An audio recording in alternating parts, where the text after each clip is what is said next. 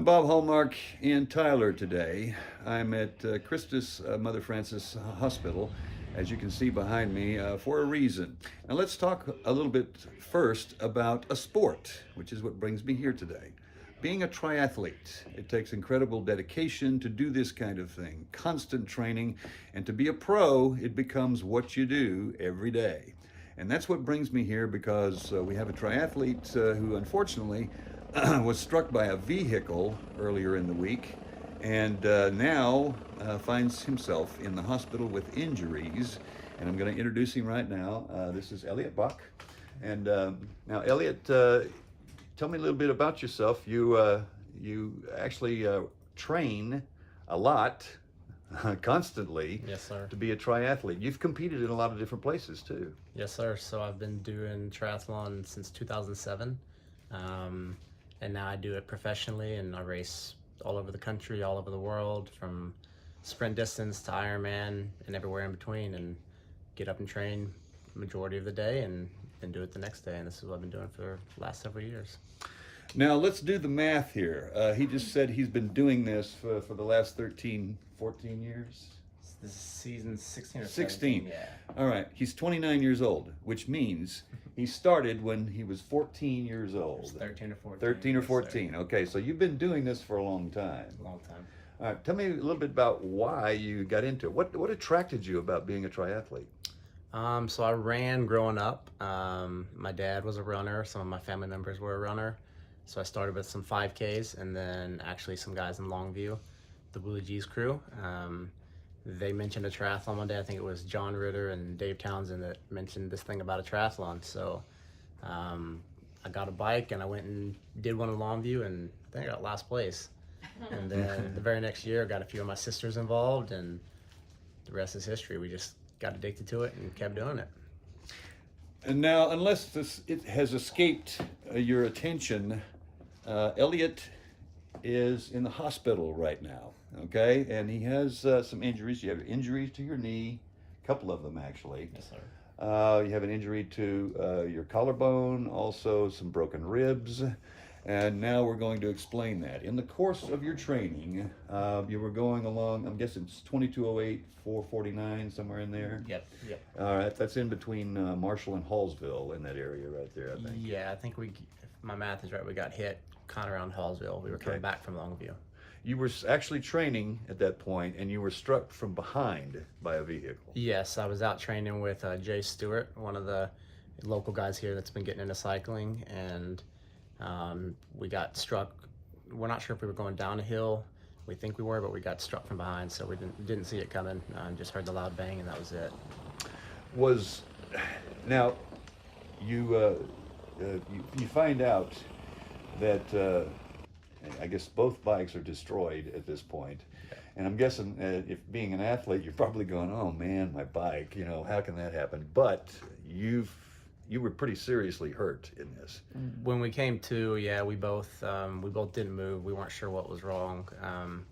I started seeing white, and so somebody got there right away and took the belt off, is all I remember, and then made a tourniquet for my leg. And then I could hear Jace talking to me, and we both were like, we just got hit. And then kind of the rest, I mean, a lot of it was kind of blurry. You get to the hospital now, and it's not good news for you because you were expecting to actually compete in some other events. You had competed in one, I guess, about 3 weeks ago and won it, as a matter of fact. Yes, sir. What event was that?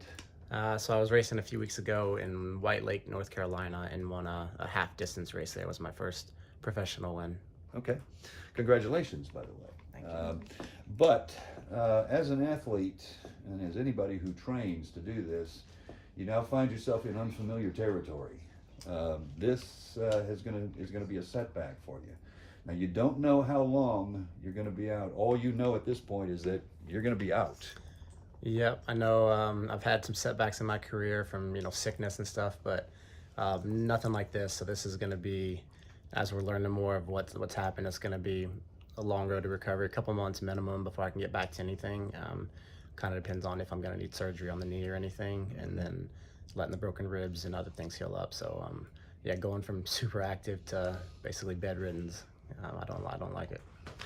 Now, this is going to be tough for any athlete, particularly when you're devoted to your sport, because you find yourself in recovery mode. But the good news is, as you can see behind me over here, he's got support. Okay. Yes, sir. It's not unusual for people to have devastating injuries and work at it and work at it, work at it, and come back. Is that what you're looking forward to do? Yes, sir. We're gonna get through this. It's a setback.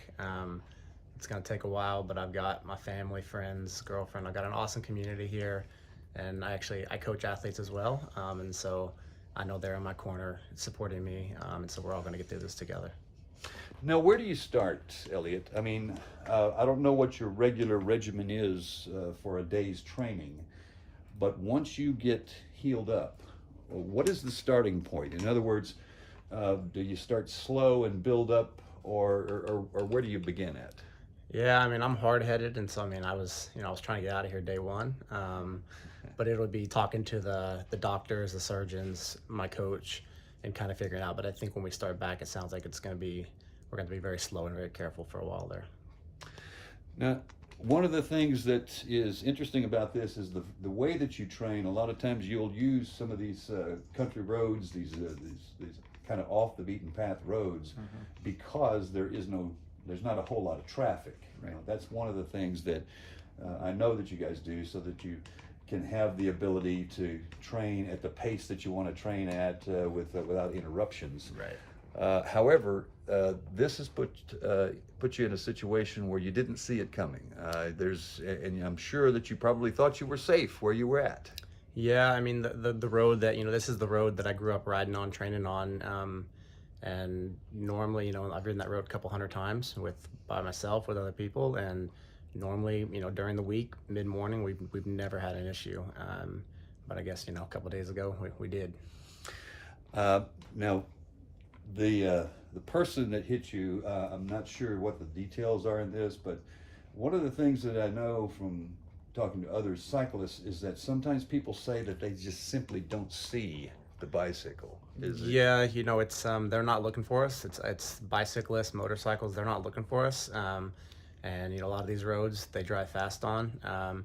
And whether it's looking down at their phone, or even just changing the radio station, they're not looking for us, and it can change just like that.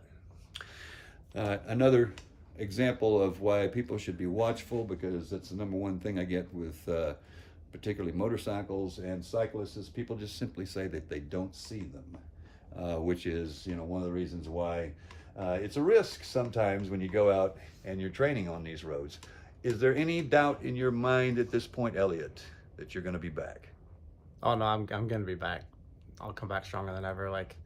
I'm hard-headed, and the people that know me, they know that this is just a little hurdle, but we're gonna get through it. All right. Well, heal up quickly then. Thank you. All right, I appreciate it.